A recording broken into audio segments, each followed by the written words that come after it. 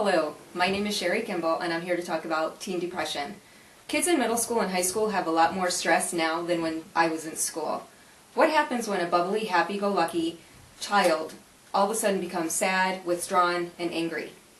Melissa was a happy 14-year-old girl who loved school, sports, friends, and her family.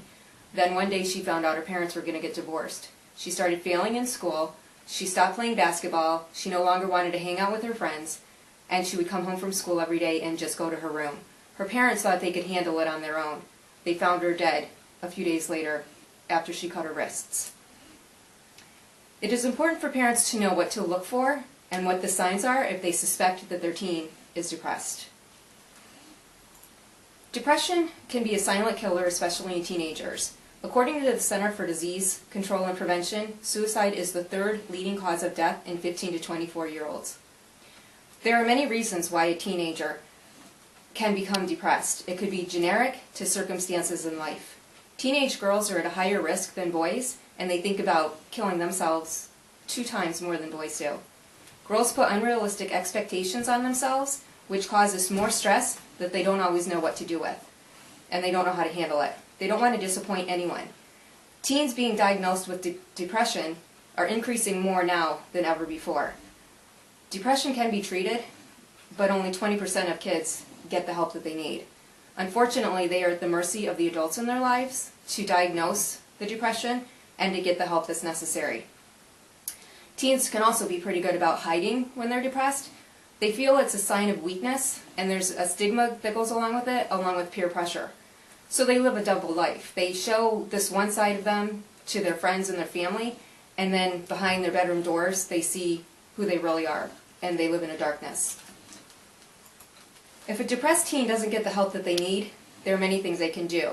One of them is they can become addicted to online sites, they can become a risk taker, or they can become violent. The next big question is whether or not the government should become involved. The government would like to start screening all teens to see who is more susceptible to depression. The screening is just a matter of asking a few questions about family history, etc., but it could be very helpful if it's diagnosed early. Then there are groups that don't like this idea and only want to screen the kids that they think are high risk. This doesn't seem fair because depression varies from mild to severe and it can hit anyone. No one wants the government to be involved in their personal lives, but it could take away the worry a parent may have if their child will become depressed during their teen years. It could also help kids have somebody to talk to. Sometimes they're embarrassed to talk to their parents about personal issues they may be going through. Of course, depression isn't a one-size-fits-all. There could be extenuating circumstances that are out of a parent's control.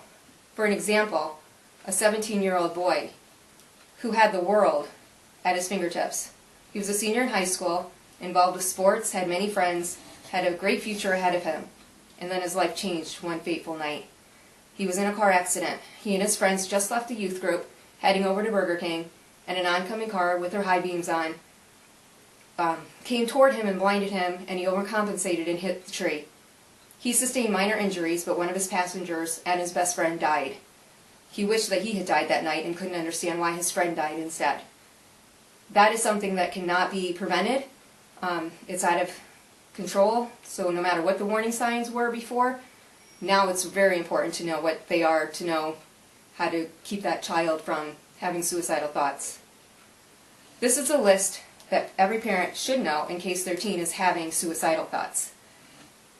Anywhere from joking or talking about committing suicide, saying things like I'd be better off dead, speaking positively about death or romanticizing about it, writing stories or poems about death, engaging in reckless behavior, saying goodbye to friends and family, and seeking out weapons and different ways that they could kill themselves. Even though some things are out of a parent's control, there are some things that they can do to help prevent depression. Having a strong bond with your child, knowing what their likes and dislikes are, spending time with them, showing interest in what their hobbies are. Talk about their feelings, praise them, cook together. Studies have been shown that a family that eats together has better communication, and it's important for the teens to get enough sleep.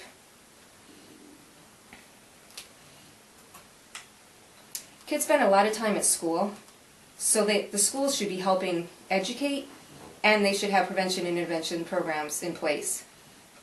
In order to do this, they need to have funding and they need to implement these programs that parents and mental health care providers need to support the screening, assessment, and early intervention. There was a survey done on teens that indicated that 27% said that they feel more stressed during the school year, 13% said they felt more stressed during summer, and this number is expected to rise to 34% over the next year. On a scale of 1 to 10, teens said that their level of stress is a 5.8 during school and a 4.6 during the summer. There are different treatment options available, and the first one is making an appointment with your pediatrician and getting a physical exam done to make sure that that is what the child is going through, and then to set up an appointment with an appropriate therapist. One who specializes in treating adolescents, which is very, very important. You don't want to send your child to someone who they cannot connect with, and you may need several referrals to find the right one.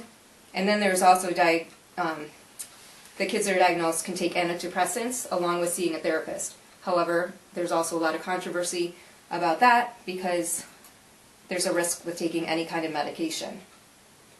Don't be a parent or a loved one that always wonders what they missed, what they could have done differently. Parents need to know that they are not alone and there are resources available. Thank you.